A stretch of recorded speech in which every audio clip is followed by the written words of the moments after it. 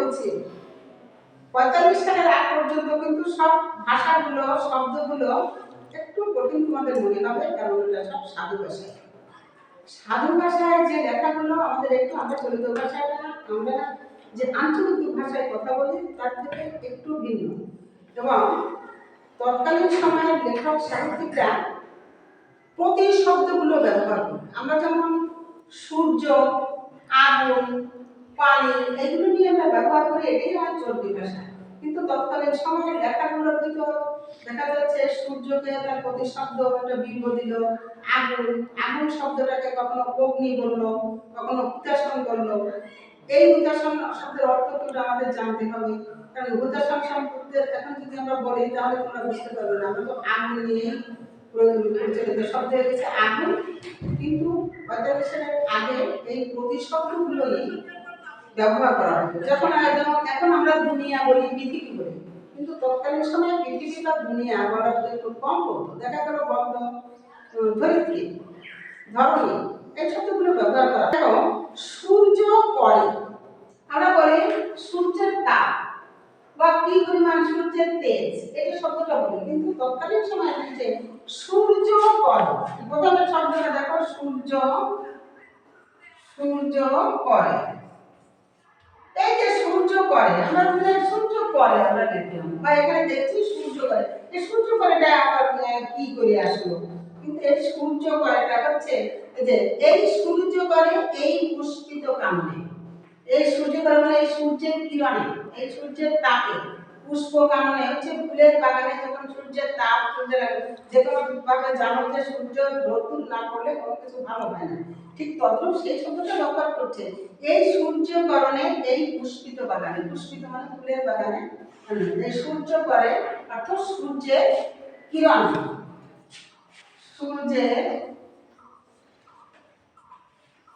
কিরণে, কিরণে।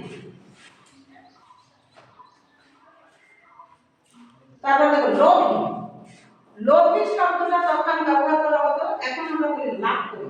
আর এই বইটা যখন কি হয়েছে, এখন যারা লিখছে শব্দ সেই প্রতিশব্দটা বর্জন দিয়ে সেই প্রতিশব্দের অন্য কি শব্দ হবে সেটাই এখন পাঠকেরা বা এখনের লেখকেরা এটাই লিখছেন।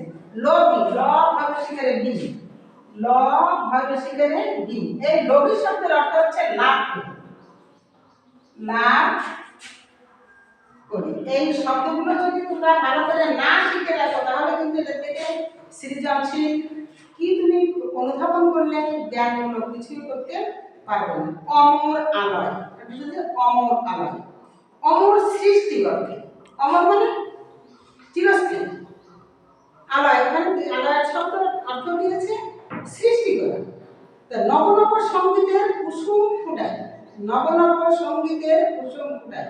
রবীন্দ্রনাথের সৃষ্টির জগৎ বিপুল। রবীন্দ্রনাথ যা কিছু সৃষ্টি করেছেন, অনেক সাহিত্য জগতে তিনি অনেক কিছু সৃষ্টি করে গেছেন এই আমাদের মানবের মাঝে।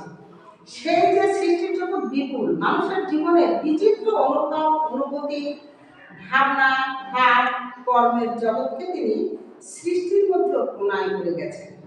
তাই তার সৃষ্টির মধ্য থেকে রূপ, রস, গন্ধ যেন মানুষ অনুভব করতে পারে, তার জন্য তিনি প্রতিনিয়ত ফুটিয়ে তুলেছেন সৃষ্টির কুসুম।